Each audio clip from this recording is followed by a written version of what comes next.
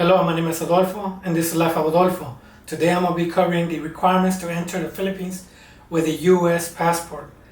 If you don't have a U.S. passport, I recommend you to go look for the YouTube video for your passport, because you might be doing more or less for your entry requirements to the Philippines with your passport.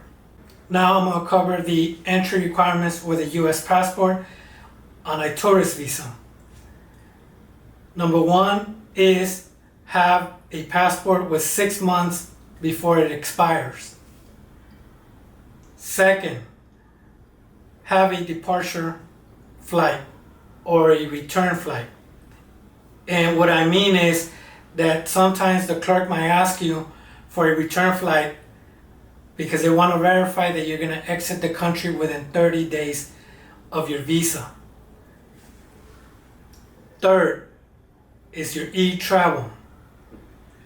Two things that I need to let you know before I talked about the e-travel is that you could do it 72 hours prior to your flight.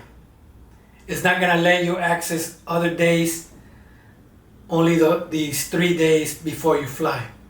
Number two, the QR code, screenshot. The reason you need to screenshot your QR code is because when you arrive to the Philippines, you need to scan that code.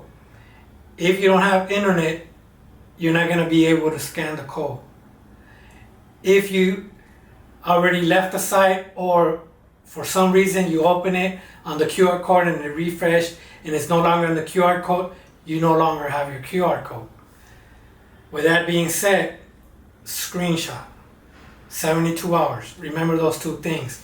Now for the e-travel, the link is below so we could go step by step. I'm not going to cover the 6th step with the image on my YouTube because I'm afraid that if I go to the 6th step, it's going to create a duplicate and it may be harder for me to exit the Philippines having 2 entries to the Philippines. In the final, I'm not going to show you the QR code, but it's obvious it's a QR code because once again, I'm afraid that if I make a duplicate, it's going to be harder for me to exit. With that being said, click on the link below or you could look it up, e-travel for Philippines. Now for the main page, you're going to click on foreign passport holder. Travel type, you're going to click on arrival. Transportation type, it all depends if you went on air, ferry, but for me, I took air. I click on air since I arrived on airplane. Date of arrival, enter email and re-enter email. Click I have read and agreed to the data privacy and affidavit of undertaking, and then continue. Now for the steps, personal profile.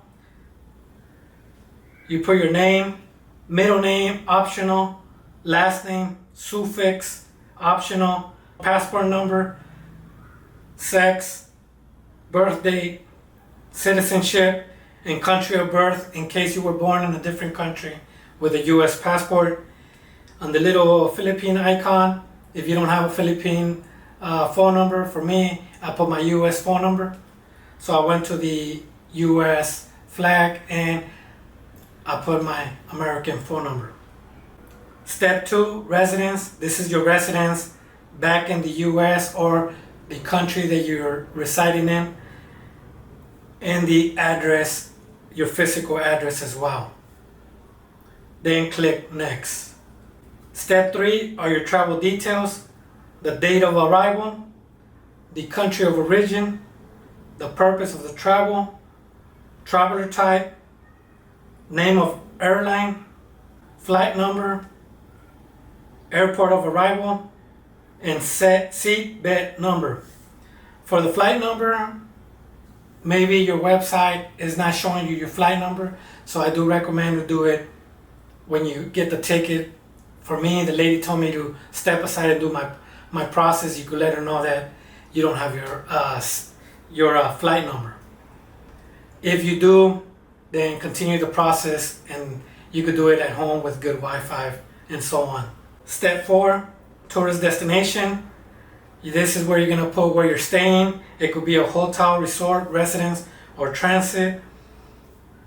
On the Airbnb, it shows you where the address on the Google. On Expedia, you could get the address as well.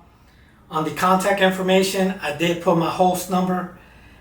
Once again, you could do it with Airbnb or the internet site, wherever specifically you get your hotel at. Step 5 is your health declaration. I heard that if you don't put that you've been vaccinated, it gives you a different color on your COVID. For me, I have my COVID, so I followed the process that I've been vaccinated. Negative anti-agent, country that I visited within 30 days. If I have it, and history of exposure, and have you been sick in the past 30 days, and then click next.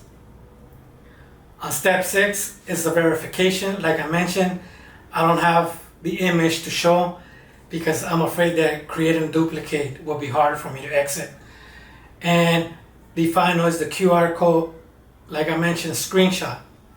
Because once you arrive to the Philippines, you're gonna go through the customs, and I showed him my screenshot, and then he told me to go scan it on this little box. I forgot if it's facing down, facing up, but it scans it, and then I was allowed to enter the country after it got stamped, my passport. So hopefully this helped, and if it helped, give it a like, and thank you for watching this video. Have a good day.